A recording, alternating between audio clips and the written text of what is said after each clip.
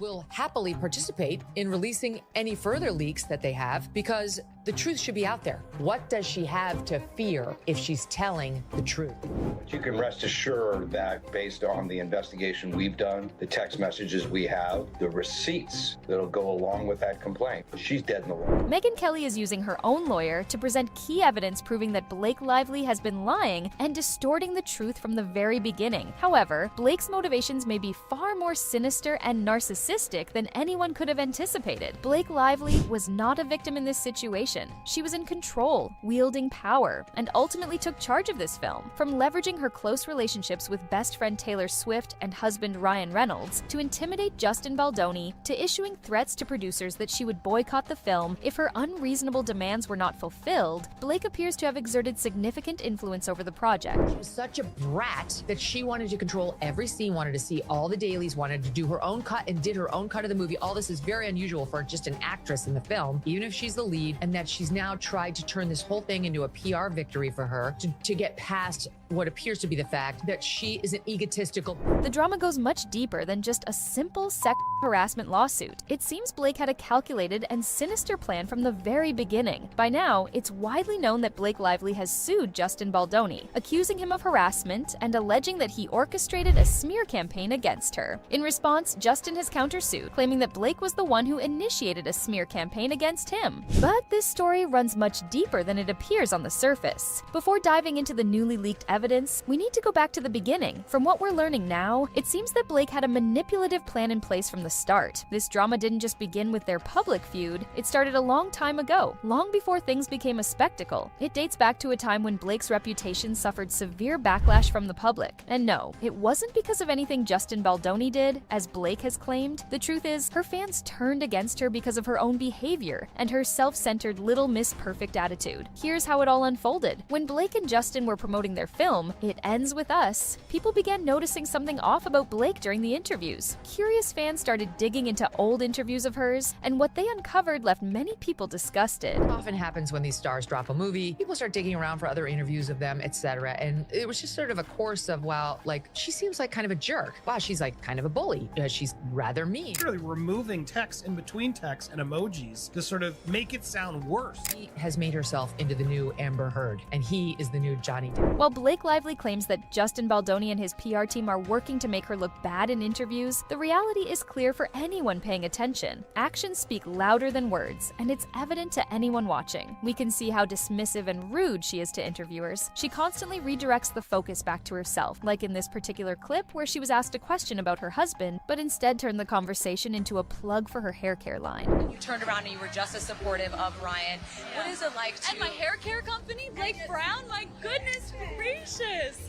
It's been crazy. It's been a crazy... Most notably, it's clear how tone-deaf Blake is to the theme of the movie and how little respect she seems to have for real victims. It's no surprise that fans have turned against her. In fact, the parallels to Amber Heard's downfall are hard to ignore. Just as Johnny Depp's legal team dismantled Amber Heard's credibility, Justin Baldoni's lawyer appears ready to launch a full-scale legal takedown that could crush Blake Lively completely. Are you going to sue Blake Lively too? Into oblivion.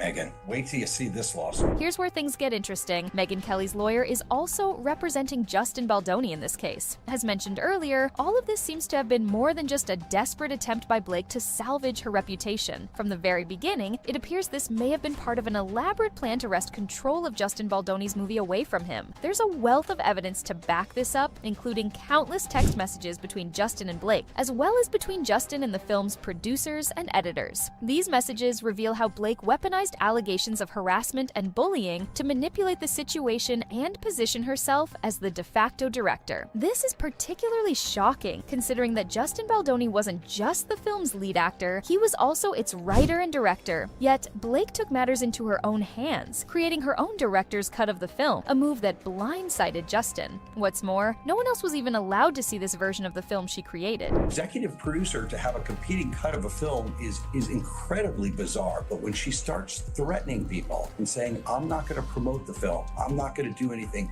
unless you use my cut. That's when it starts to be awfully incendiary. And that's not all. Justin was also shocked to learn that Blake's husband, Ryan Reynolds, actually had a part in writing some of the scenes, which is completely inappropriate, and no one even discussed it with Justin himself. An iconic rooftop scene in this movie, my husband actually wrote it. Nobody knows that, but you know. Let's not forget the shocking moment when Justin was allegedly forced to the basement with his friends and family during the premiere of his own film. This incident shows the level of control Blake Lively seemed to exert over the situation, turning what should have been a proud and celebratory moment for Justin into a humiliating experience. Lively was such a brat that her and Ryan Reynolds specifically requested during the premiere that they so did not want him to attend his own. This incident serves as further evidence that Blake Lively was determined to hijack the film and ensure the spotlight remained solely on her. However, the tide is beginning to turn, and things are looking increasingly grim for Blake. Justin Baldoni's lawyer is now prepared to present a significant amount of evidence against her, unraveling the entire narrative Blake has tried to construct. It seems the truth is finally catching up to her. Documents actually don't lie. People do. And it's important that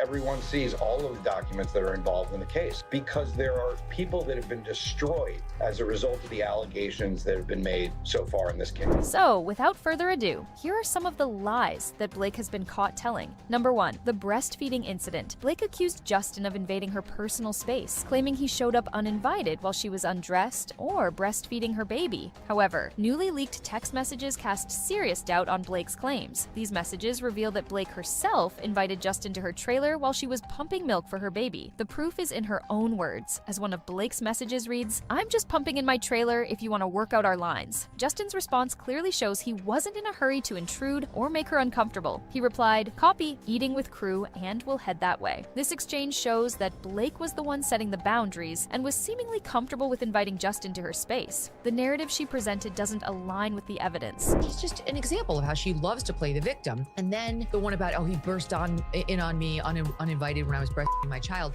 She says we should run lines together. He's like, anytime. And she's like, come on over. I'm breastfeeding the baby in the trailer, but come on over. Blake also accused Jamie Heath, the lead producer and close friend of Justin Baldoni, of showing her highly inappropriate and pornographic material. She described the incident as a deeply traumatic episode of harassment. However, her lawsuit conveniently left out some critical context. For example, the movie's script included a birthing scene, and the video Jamie allegedly showed her wasn't inappropriate or exploitative. It was, in fact, a personal video of his own wife giving birth. This was meant to provide context and inspiration for the scene in the film, not to cause discomfort or harm. Blake's portrayal of the incident seems to have omitted this crucial detail, creating a totally different story altogether. Because when that, because so often we see births in movies and TV, and they just look so fake. It's like a 3-month-old baby that comes out, and I just wanted it to feel very real. He showed her a still shot from his wife's delivery of their child, which I've also seen. You can't see any R-rated parts at all. It's actually a really lovely artistic photo.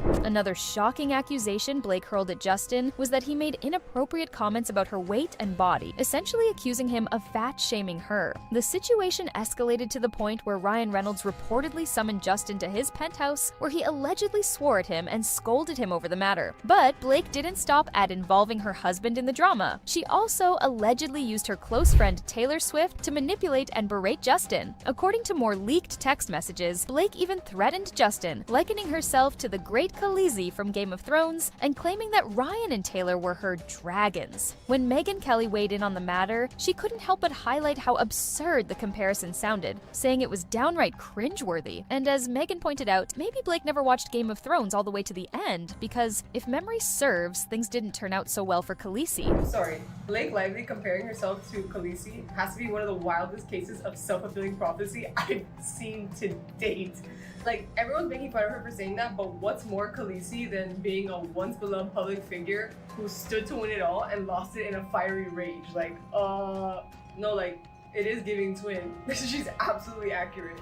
And just like in Game of Thrones, in the end, those dragons did not mean Another claim Blake has made, which has grabbed headlines, is that there was no intimacy coordinator on set. For those unfamiliar, an intimacy coordinator is someone responsible for overseeing and choreographing intimate scenes to ensure the comfort and consent of the actors involved. According to Blake's lawsuit, she claims there was no use of intimacy coordinators to observe these scenes, and that Mr. Baldoni improvised physical intimacy that had not been rehearsed, choreographed, or discussed with Ms. Lively. However, there's a glaring contradiction in Blake's own statements. In an interview, she explicitly admitted that they did hire an intimacy coordinator, saying yes when asked about it. This contradiction raises serious questions about the credibility of her claims. So talk to me about how sometimes you were even the intimacy coordinator in some of those sexier scenes, like we saw you. That shouldn't be happening, by the way. I just want to be clear that you should not be the intimacy coordinator. You should definitely hire intimacy coordinators, which we did have.